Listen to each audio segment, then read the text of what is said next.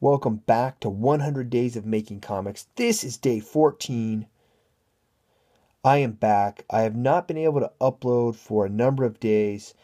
There were some things that I really needed to deal with that are now behind me, and I'm back, and I should be able to now continue to upload and journal myself as I make this comic for the next 86 days so I can finish this 100 Days of Making Comics. So this is where we are now. I have reattempted the cover to my comic book. I gave it another shot, and I am sorry to say that I still came out short. I still did not execute a cover satisfactory to what I want to have on the front of this comic book.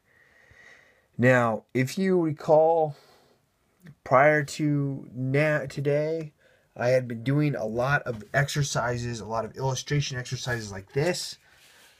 I did about 50 of these heads, small heads like this, where I'm working them with a gray wash over the top in order to try to develop and improve my skill so that I can pull off what I felt would be the cover that I envisioned for this comic.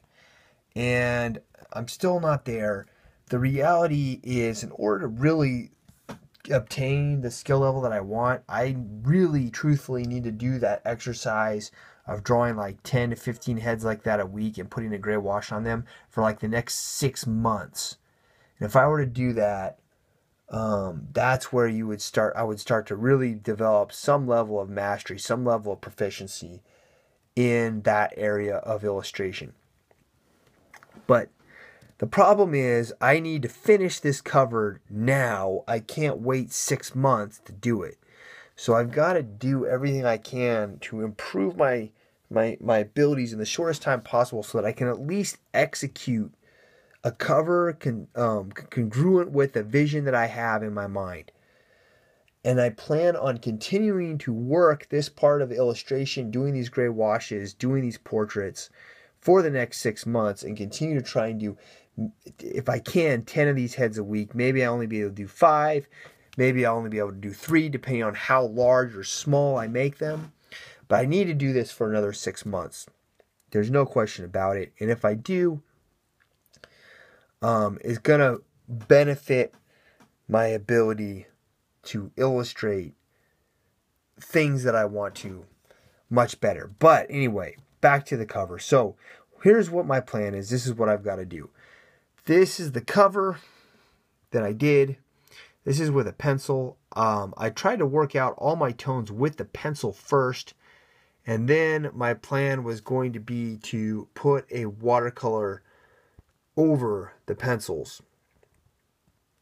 Unfortunately, there are a number of things wrong with this drawing, with these pencils, that I could continue to work this same illustration and try and fix it. But what I've decided to do instead is I'm going to take a photograph of a guy screaming that is similar to this one. I'm going to print it out in a non-photo blue, and I'm going to do a gray wash over it. And I'm going to do that a total of 3 times.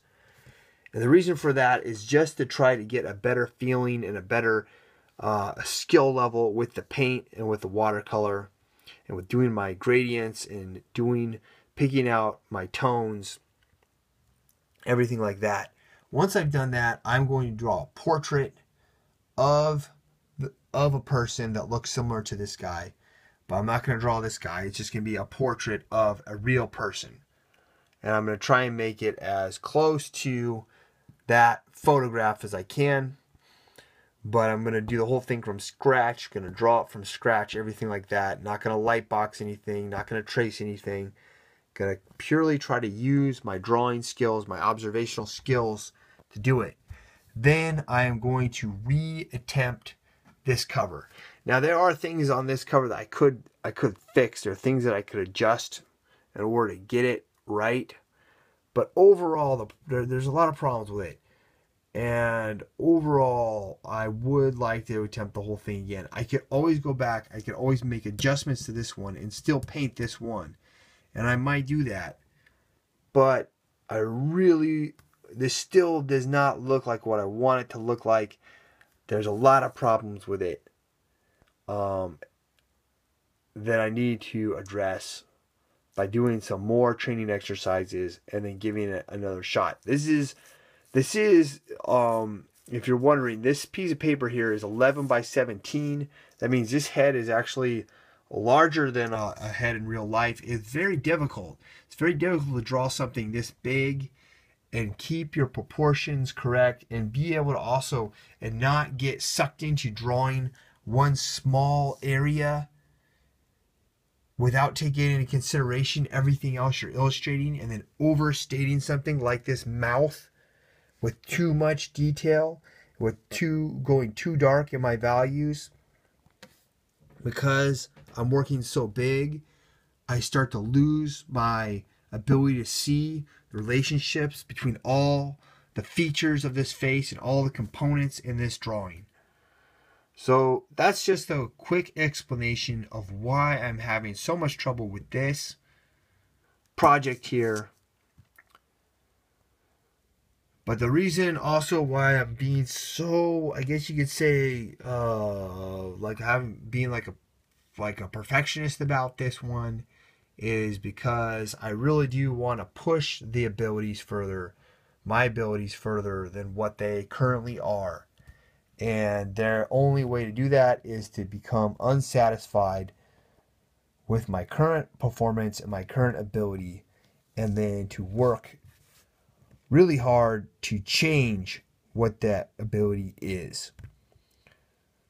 So that's it. Day 14. I'll be back tomorrow with another update on this project.